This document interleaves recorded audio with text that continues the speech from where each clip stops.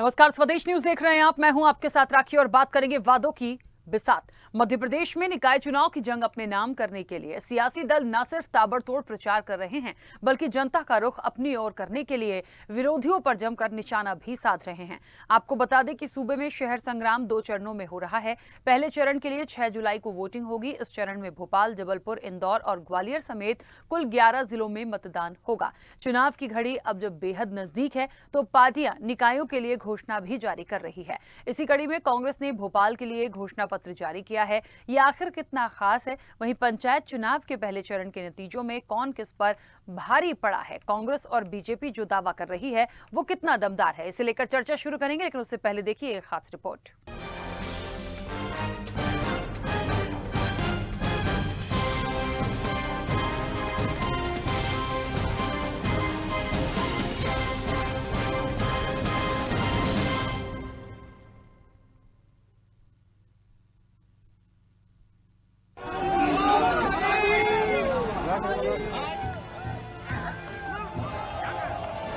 कमलनाथ, तुमसे राजगढ़ में पूछना चाहता हूँ, तुमने मेरी संबल योजना बंद क्यों की? ऐसा प्रशासन का उपयोग जो बीजेपी कर रही है, उनके पास आज जन समर्थन नहीं है।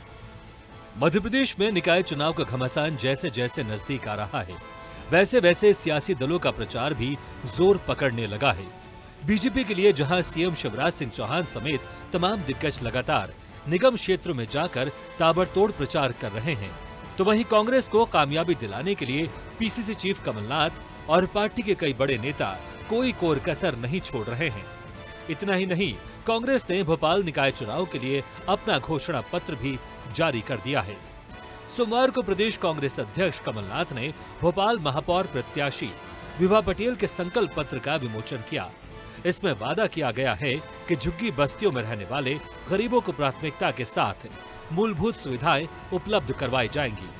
टूरिस्ट और फिल्म सिटी, मेयर रोजगार योजना, मेयर हेल्पलाइन, ग्रीन सिटी और मेयर हेल्थ स्कीम समेत अन्य सुविधाएं शुरू होंगी। इस दौरान पीसीसी चीफ कमलनाथ ने बीजेपी पर निशाना साधने के साथ ही कहा कि जब विभा पटेल मेयर चुनी जाएंगी तो भोपाल के विकास का नया अध्याय शुरू होगा। मुझे पूरा विश्वास है कि भोपाल की जनता 18 साल भारतीय जनता पार्टी के कार्यकाल में इतने साल मेयर का पद संभालने के बाद में हमें जो गर्व होना चाहिए अपनी राजधानी पर, वो गर्व नहीं होता। मुझे इसकी उम्मीद है कि भोपाल के विकास के लिए एक नया इतिहास शुरू होगा जब विभा पटेल मेयर चुनी जाएगी। कांग्रेस ने भोपाल निकाय चुनाव के लिए जो घोषणा पत्र जारी किया है, उसे सूबे के गृह मंत्री डॉक्टर नरोत्तम मिश्रा ने झूठ का पुलिंदा बताया है। नरोत्तम मिश्रा के मुताबिक नगरीय निकाय चुनाव में जनता कांग्रेस के घोषणा पत्र पर विश्वास नहीं करेगी। जनता ने जब कांग्रेस का मूल चुनावी घोषणा पत्र खारिज कर दिया, जो एक झूठ का पुलिंदा था, 2 लाख तक का 10 दिन में किसान का कर्जा माफ, एक का नहीं किया, नौजवानों को 4,000 रुपए महीना बेरोजगारी भत्ता एक को नहीं दिया, ढोल बजाने, तो जब उस पर विश्वास उठ गया तो इस पर क्या विश्वास होगा? ये तो ऐसे ही बातें दे रहे। निकाय चुनाव में जीत के लिए जारी सियासी जोर आजमाइश के बीच पंचायत चुनाव के नतीजों पर भी सूबे का सियासी पारा अब चढ़ने लगा है। दरअसल पूर्व मंत्री कमलेश्वर पटेल का दावा है कि पंचायत चुनाव में बीजेपी को मुंह की खानी पड़ी। सत्ताधारी दल पूरी तरह फेल रहा। हालांकि सत्ता पक्ष इस बात को सिरे से नकार रहा है। गृह मंत्री डॉक्टर नरोत्तम मिश्रा ने कहा है कि पंचायत चुनाव में बीजेपी के कार्यकर्ताओं की एक तरफा जीत हुई। पंचायत चुनाव पार्टी सिंबल पर नहीं होता है, इसलिए कांग्रेस भ्रम फैला रही है। पंचायत चुनाव में जिस तरह भारतीय जनता पार्टी को मुंह की खानी पड़ी है, इससे आप अंदाजा लगा सकते हैं कि ये चुनाव क्यों नहीं कराना चाह रहे थे और किस तरह से अस्त व्यस्त करके ये चुनाव कराया। उसके बाद भी जनपद सदस्य, जिला पंचायत सदस्य लेके प्रथम चरण का जो परिणाम आया है, उसमें 70% से ज्यादा कांग्रेस समर्थित उम्मीदवार जीते हैं। अब बिना सिंबल के थे, इसलिए ये भ्रम वो पैदा कर सकते हैं। एक तरफा भारतीय जनता पार्टी पंचायत चुनाव में जीती है। बता दें कि निकाय चुनाव के रण में बीजेपी और कांग्रेस के बाद AIMIM भी प्रचार के लिए मैदान में उतर गई है। सोमवार को पार्टी चीफ असदुद्दीन ओवैसी ने जहां जबलपुर में प्रचार किया, तो मंगलवार को ओवैसी भोपाल में अपनी पार्टी के प्रत्याशियों के लिए माहौल बनाएंगे। खैर, ताबड़तोड़ प्रचार और हर निकाय के लिए अलग घोषणा पत्र लाकर बड़े बड़े दावे करने वाली सियासी दलों में से आखिर किसे सफलता मिलती है? 16 निगमों में कहां किसका जलवा रहता है, इसका पता तो निश्चित तौर पर नतीजों से चलेगा। लेकिन फिलहाल MP में चुनावी रोमांच अपने चरम पर है। भोपाल से मोहम्मद ताहिर खान के साथ ब्यूरो रिपोर्ट, स्वदेश न्यूज।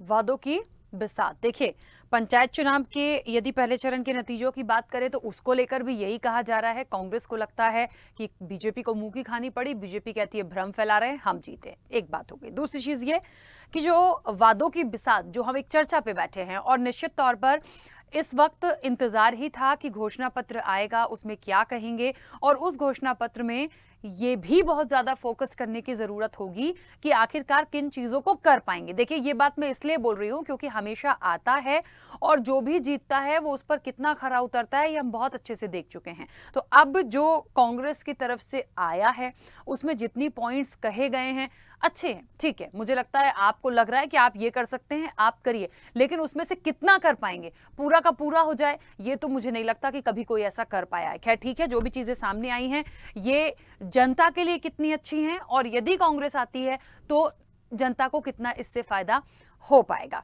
इस चर्चा को मैं आगे बढ़ाऊंगी। मेहमान जुड़े हुए हैं, सबसे पहले आपका परिचय करा दूं। भारतीय जनता पार्टी का पक्ष रखने के लिए सतेन चौधरी जी हमारे साथ जुड़े हैं। सतेन जी, बहुत स्वागत चर्चा में जुड़ने के लिए। कांग्रेस का पक्ष रखने के लिए सिद्धार्थ रजावत जी हमारे साथ जुड़े हैं। सिद्धार्थ जी, आपका भी बहुत स्वागत है। और वरिष्ठ पत्रकार देवदत्त दुबे जी हमारे साथ जुड़े हैं। देवदत्त दुबे जी, आपका भी बहुत स्वागत है। चर्चा की शुरुआत सबसे पहले सतेन जी आपसे करना चाहती हूं, और ये चर्चा की शुरुआत आपसे इसलिए भी कर रही हूं क्योंकि कांग्रेस का घोषणा पत्र सामने आया है। बहुत सारी बातें उन्होंने ऐसी कही हैं जो एक स्थानीय लेवल पे हम यदि कंपेयर करें तो कहीं ना कहीं अच्छा है, उस पर काम हो सकता है। अब खैर जनता के निर्णय के बाद होगा कि काम करने का मौका मिल रहा है या नहीं, किस तरह से घोषणा पत्र को लेते हैं, और भारतीय जनता पार्टी के घोषणा पत्र की यदि मैं बात करूं तो कब और किन चीजों को लेकर सामने आएंगे। देखिए राखी जी, आपके दर्शकों को अभिवादन करता हूं और बता दूं, कांग्रेस घोषणा पत्र कोई पहली बार नहीं ला रही है, हर बार लाती है। और आप सब मीडिया अभी ये जो बताते हैं और रिव्यू करके बताते हैं कि बहुत अच्छा है। अब देखिए 2018 के चुनाव में भी कांग्रेस ने घोषणा पत्र लाई थी, और जो कि बड़ा चुनाव होता है प्रदेश का, जिससे कि राज्य सरकार का चयन होता है, लोकतंत्र का एक बड़ा उत्सव होता है विधानसभा का चुनाव। उसमें आप देखिए कांग्रेस ने लगभग 1000 के आसपास अपने वचन उसके अंदर दिए थे, संकल्प लिया था। और मैं जिसको आप देखिए, और आप सब मीडिया ने भी उस समय कहा था कि बहुत अच्छे हैं। और कांग्रेस दरअसल क्या करती है, वचन पत्र के द्वारा लोक लुभावन वादे करती है, लेकिन जब उनकी सरकार बनी तो जनता ने ये देख लिया कि ये वचन पत्र नहीं था, ये कांग्रेस का एक तरह से बोतल के अंदर से निकले हुए जिन्न थे। जो जब चुनाव नहीं हुआ तो जिन्न जैसे कहानियों में हम सुनते हैं कि जो जिन्न होते हैं तो अगर जिन्न को कोई काम ना हो तो वो उसको बोतल के अंदर बंद करके रखना होता है, वो साइज में छोटा हो जाता है। लेकिन इन्होंने जैसे ही अब किस्मत से इनकी सरकार बन गई तो वो वचन पत्र जो था इनके लिए जिन्न की तरह काम किया, जिन्न की तरह आ गया और ऐसा परेशान किया उन्होंने। आप देखिए एक एक वचन पे अगर आप जाएंगे तो सारे वचन जनता समझ गई कि ये सिर्फ झूठे हैं। जैसे इन्होंने बोला था कि 10 दिन के अंदर अंदर ही हम कर्ज माफी कर देंगे, लेकिन आप देखिए 15 महीने की सरकार चली और 15 महीने में 50,000 करोड़ रुपए का कर्ज माफ करना था इनको 10 दिन के अंदर, तो मात्र 2-3 हजार करोड़ रुपए का कर्ज माफ कर पाए। 2 लाख रुपए का कर्ज एक किसान का माफ नहीं हुआ। और अगर एक साल में 3,000 करोड़ का कर्ज माफ किया तो ऐसे 17 साल लग जाते इनको, तब 50,000 करोड़ के ऊपर की कर्ज माफी होती। तो जनता समझ गई थी। इसी प्रकार से इन्होंने कहा था कि बेरोजगारों के लिए हम बेरोजगारी भत्ता देंगे और 4,000 रुपए प्रति माह देंगे, तो फिर उसमें भी नहीं दिया, उसमें भी शहरी और ग्रामीण कर दिया और उसके बाद खुद कमलनाथ जी से माननीय विश्वास सारंग जी हमारे मंत्री उस समय विधायक हुआ करते थे, उन्होंने विधानसभा में प्रश्न लगाया तो माननीय कमलनाथ जी ने जवाब दिया कि हमारी गलत नीतियों के कारण एक साल में ही बेरोजगार बढ़ गए और 20 लाख जो आजादी के बाद से आज तक 20 लाख बेरोजगारों का पंजीयन था, एक साल में ही वो बढ़ के 27,70,000 हो गया। तो आप सोचिए कि एक साल के अंदर ही 7.5 लाख से ज्यादा बेरोजगार बढ़ गए थे। वो 5 साल चलती तो वो 35-40 लाख बेरोजगार और बढ़ा देते। अच्छा तो सत्येंद्र जी, इस प्रकार से आपको मैं बता दूं, सत्येंद्र जी एक मिनट छोटा सा सवाल है, ऐसे तो बहुत लेंदी हो जाएगा ना, एक छोटा सा सवाल है मेरा। चलिए, आपकी बातों से जो मैं समझ पा रही हूँ वो ये है कि कांग्रेस का हमेशा का ये है कि झूठे वादे करना, झूठी घोषणा करना, ठीक है, यही कहना चाह रहे हैं। मैं भारतीय जनता पार्टी की यदि घोषणाओं की बात करूं या जितनी बातें कही जाती हैं, या आपके लिए भी मैंने पूछा कि किन चीजों को लेकर सामने आएंगे, उसमें से कुछ बात कर लें। मुख्य रूप से क्या होना चाहिए? देखिए, मुख्य रूप से अगर आप नगर विकास की बात करें तो आप देखिए, हमने जो है मध्य प्रदेश के नगरोदय की बात की, तो मिशन नगरोदय चलाया, उसमें लगभग 22,000 करोड़ से ज्यादा की योजनाएं हर नगर सरकार के लिए दी गई हैं और हर नगर निगम के लिए 1,000 करोड़, 2,000 करोड़, 3,000 करोड़ रुपए ऐसा प्रावधान किया गया है। और आप देखिए, उसी से और प्रभावित होकर के कांग्रेस को एक तो पहली बात प्रत्याशी नहीं मिले, तो सतना के जो महापौर की कांग्रेस की प्रत्याशी हैं वो कह रहे हैं कि हमें विधायकी में मजा नहीं आता, क्योंकि आनंद नहीं आता, क्योंकि वहां पर 1,000 करोड़ से ज्यादा का प्रावधान नगरोदय के लिए कर दिया, सतना नगर निगम के लिए माननीय शिवराज जी ने किया है। तो वो 1,000 करोड़ रुपए के लिए बंदरवाट करने का अभी से मंसूबे पालने लगे, शेख चिल्ली की तरह दिवा स्वप्न देखने लगे, जबकि ऐसा है नहीं। जनता का आशीर्वाद जिसको मिलेगा वो कर पाएगा। तो हमने माननीय मुख्यमंत्री जी ने भी इसको कहा कि इस बात का उल्लेख किया अपने भाषणों में कि कांग्रेस के लोग अभी से ही प्लान बनाने लगते हैं, जबकि ऐसा जनता का लोकतंत्र में जनता जो है सर्वोपरि होती है, जनता मालिक होती है, जनता ही हमारी स्वामी होती है और जनता अभी ये सब देख रही है और जनता ने पहले भी देखा है कांग्रेस को।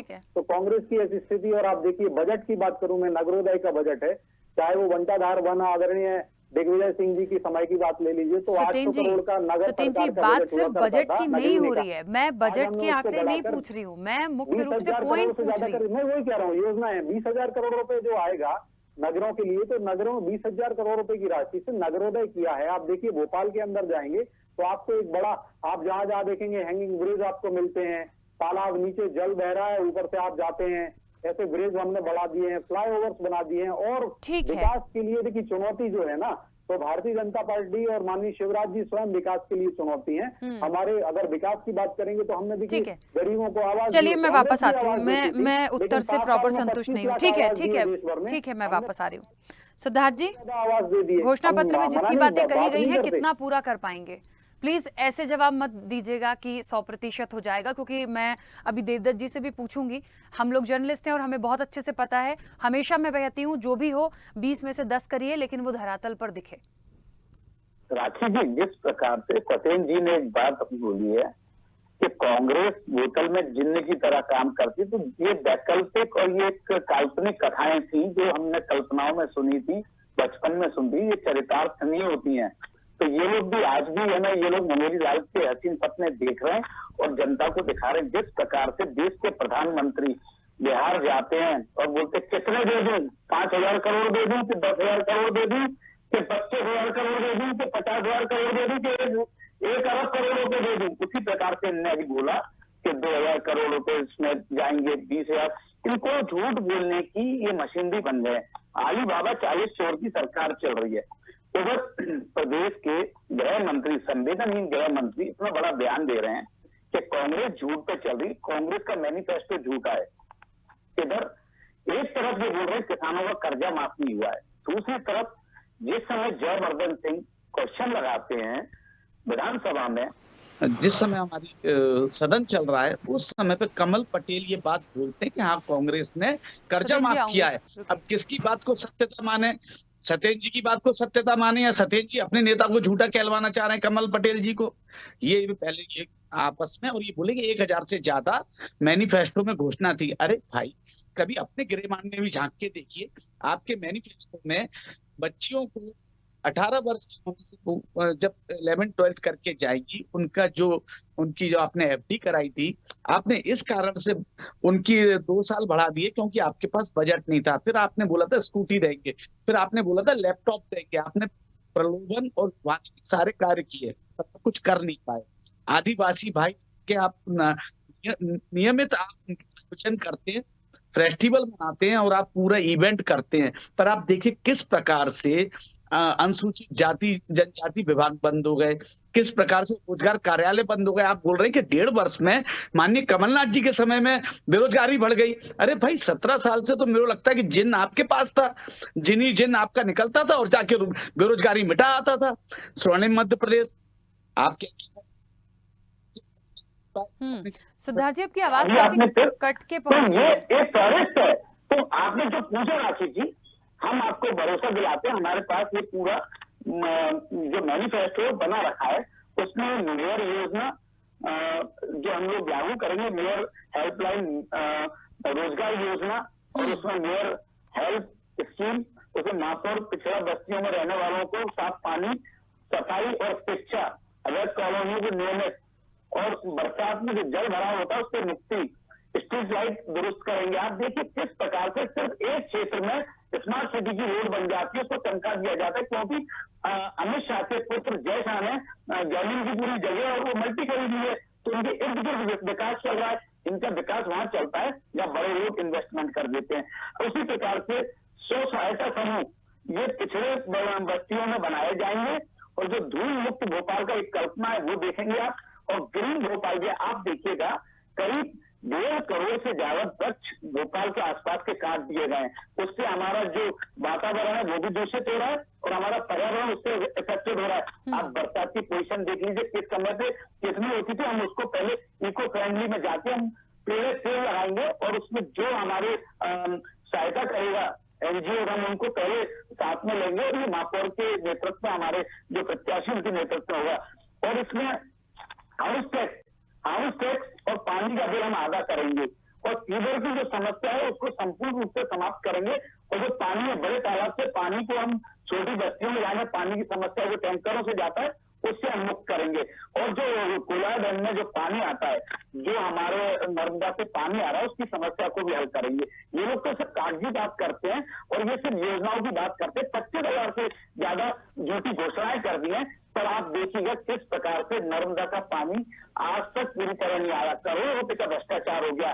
दामोदर जिस समय पे ईएनसी थे उनके कार्यकाल में आपने देखा किस प्रकार से इन्होंने उनको सांसद बनाया, और उनके घर पे छापे पड़े, करोड़ों रुपए की अगर संपत्ति और रुपया मिला, उनको महापौर बनाया, कुंभ के इंचार्ज वो थे, तो उसके बाद उनको ईएनसी बनाया गया। पद से अलग हटते हुए, जबकि वो उसके लिए एप्लीकेबल नहीं थे, वो उनको पात्रता नहीं थी। तो भारतीय जनता पार्टी का भ्रष्टाचार 17 साल में जनता देख चुकी है, और कांग्रेस जो करने वाली माननीय कमलनाथ जी के नेतृत्व में हमने 365 दिन में 365 योजनाएं पूरी की। जो ये बोल रहे हैं कि झूठ का पुलिंदा है कांग्रेस, अरे भाई झूठ तो आप बोलते हैं। ठीक है सिद्धार्थ जी, ठीक है, जब माननीय कमलनाथ जी को मैं बीच में रुकूंगी सिद्धार्थ जी, जिसमें से 3 वर्ष ठीक है, आचार संहिता में निकल गए, और 3 महीने और ठीक है। नहीं सत्येंद्र जी, 1 मिनट, मैं देवदत्त जी का पक्ष ले लूं पहले। देवदत्त जी, ठीक है, सिद्धार्थ जी, ठीक है, ठीक है। देवदत्त दुबे जी, 2 बातें हैं। देखिए, एक तो कि प्रथम चरण के जो नतीजे हुए पंचायत चुनाव के, दोनों को अभी भी लग रहा है हमारे पाले में, वो कह रहे हैं हमारे पाले में। ठीक है, आप किस तरह से लेते हैं इसको? दूसरी चीज ये कि ये जो घोषणा पत्र आया है, इसमें वाकई में कितना दम है, और ये कितना इफेक्टिव होगा इस इलेक्शन में? देखिए, इस शहरी और ग्रामीण क्षेत्रों के चुनाव एक साथ चल रहे हैं, जिससे कई बार बहुत सारे भ्रम भी पैदा हो जाते हैं। तो अभी जो प्रथम चरण के ग्रामीण क्षेत्रों के चुनाव 25 तारीख को हुए, वो वहीं तुरंत मतगणना हुई और कुछ रुझान आए। तो उसमें आप देखेंगे कि कई दिग्गज नेताओं के परिजन हार गए, जैसे विधानसभा अध्यक्ष गिरीश गौतम के बेटे हार गए, विजय साय के परिजन हार गए, जुगल किशोर बागरी के परिजन, पूर्व मंत्री थे स्वर्गीय, उनके परिजन पीछे चल रहे हैं। और ये जो गैरदलीय आधार पर होते हैं, तो इसमें दोनों ही दल दावा करते हैं कि हमारे जीते, और बाद में आप देखना अभी से सदस्यों को उठाना शुरू हो जाएगा कि जिला पंचायत अध्यक्ष के लिए किसके लिए वोट करना है। अभी पंचायती राज का एक चरण 1 जुलाई को, और दूसरा 8 जुलाई को, तीसरा 8 जुलाई को होना है। तो ग्रामीण क्षेत्र चूंकि गैरदलीय आधार पर है, तो अभी तस्वीर स्पष्ट नहीं हो पाएगी। बड़े बड़े जो परिवारों से लोग हारते या जीतते हैं, उनके नाम सामने आ जाते हैं। बाकी जो स्थानीय स्तर पर कौन जीत रहा है, यहाँ भोपाल में जिला ग्रामीण जैसे भार्गव है जो उनके परिवार से कोई चुनाव में आगे चल रहा, ऐसा सब ये चलता रहेगा जब तक कि पूरी तस्वीर स्पष्ट ना हो जाए। बात आती है नगरीय निकाय क्षेत्रों की, जहां अब पूरे दमखम से एक तरफ जहां शिवराज सिंह भाजपा की ओर से और विष्णुदत्त शर्मा लगातार दौरे कर रहे हैं, वहीं कांग्रेस की ओर से कमलनाथ रोड शो और दौरे कर रहे हैं और पूर्व मुख्यमंत्री दिग्विजय सिंह इस समन्वय का काम देख रहे हैं। बाकी नेता अपने अपने स्तर पर अरुण यादव मालवा और निमाड़ क्षेत्र में, अजय सिंह बिंद क्षेत्र में, ऐसे अलग अलग क्षेत्रों कांतिलाल भूरिया सभी को छोड़ देते। लेकिन आप जहां तक घोषणा पत्र की बात कर रही हैं, तो आजादी के बाद इतने घोषणा पत्र जारी हुए हैं, यदि उन पर अमल किया गया होता तो मुझे लगता है आज क्या होता, आज तो तस्वीर ही कुछ स्पष्ट हो जाती, कहीं कुछ करने की और वादे करने की शायद जरूरत न पड़ती। सैचुरेटेड अवस्था में हम सब आ जाते। इतना पैसा गया है, एक गांव में आजादी के बाद अब तक 8 करोड़ से लगभग ज्यादा रुपए पहुंच चुके, लेकिन गांव में आप बुनियादी सुविधाएं देखेंगे, इंफ्रास्ट्रक्चर देखेंगे और जो बिल्डिंगों का कितना अभाव है।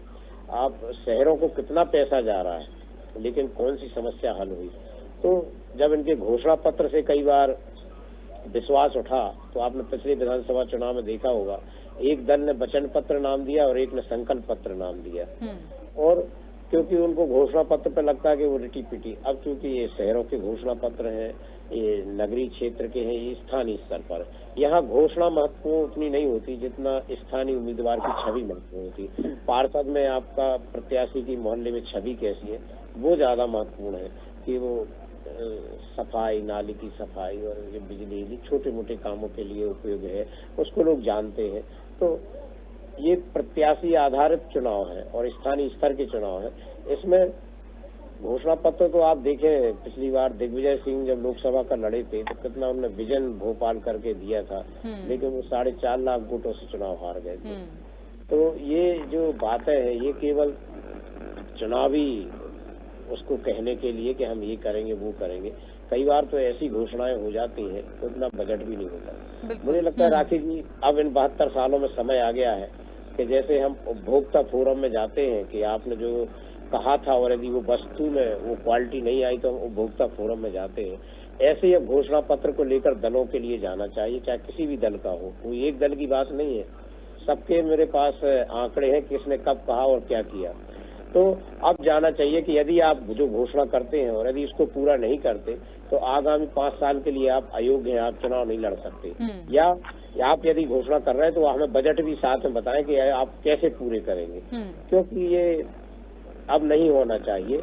अब वादा खिलाफी भी नहीं होना चाहिए। जो आप वादा करो वही करो जो कर सको और जिसके लिए व्यवस्था हो। और इस तरह के यदि इंतजाम हो जाएंगे, कानून व्यवस्था हो जाएगी कि आप यदि जो घोषणा दे रहे हैं यदि उसको पूरा नहीं कर रहे तो आपके लिए आगामी दिनों, खासकर जैसे जो व्यक्ति जारी कर रहा है, जो मेयर का उम्मीदवार है, वो यदि जारी कर रहा है वो नहीं कर रहा है 5 साल के बाद उसको पूरा, तो उसको आगामी 5 साल आप चुनाव नहीं लड़ सकते। ऐसी कुछ व्यवस्था संविधान में होना चाहिए, क्योंकि बहुत हम लोग थक चुके हैं सुन के, बहुत हम लोगों ने उम्मीदें पाली हैं, इनको सिर आंखों पर बिठाया है। इनकी जितनी जीवन में परिवर्तन आया है राजनीतिक में, तो आम आदमी के जीवन में परिवर्तन देखने को नहीं मिलता। आम आदमी तो बहुत छोटी छोटी समस्याओं के लिए आज भी संघर्ष कर रहा है। तो मुझे लगता है कि ये वादा खिलाफी ना तो दलों के नेताओं को कार्यकर्ताओं से करना चाहिए, ना समर्थकों से और ना ही जनता से।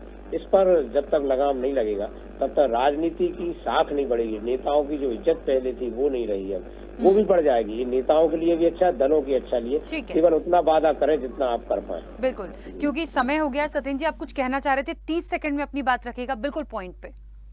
देखिए मैडम, मैं बता दूं, हमारे वरिष्ठ पत्रकार हैं देवदत्त दुबे जी, बहुत ही अच्छी बातें की उन्होंने, सुधार की बातें की। लेकिन मुझे ऐसा लगता है कि भारतीय जनता पार्टी अगर देश में नहीं होती तो आज भी बड़ी दुर्गति होती, क्योंकि आपको याद होगा कि घोटालों की बात करें ग्राम विकास के ऊपर उन्होंने अपना उद्बोधन केंद्रित किया। राजीव गांधी अगर होते तो राजीव गांधी स्वयं कहते थे और सब जगह कांग्रेस ही थी, और 1 रुपए बेचते थे तो 85 पैसे भ्रष्टाचार की बलि चढ़ जाते थे, भेंट चढ़ जाते थे। आज माननीय मोदी जी ने डीबीटी कर दिया, डायरेक्ट बेनिफिशियरी ट्रांसफर कर दिया, और उसमें 2.5 लाख करोड़ से ज्यादा की। ठीक है सत्येंद्र जी, मैं बीच में रोकूंगी। सिद्धार्थ जी की आवाज भी प्रॉपर नहीं आ रही है, समय भी हो गया है।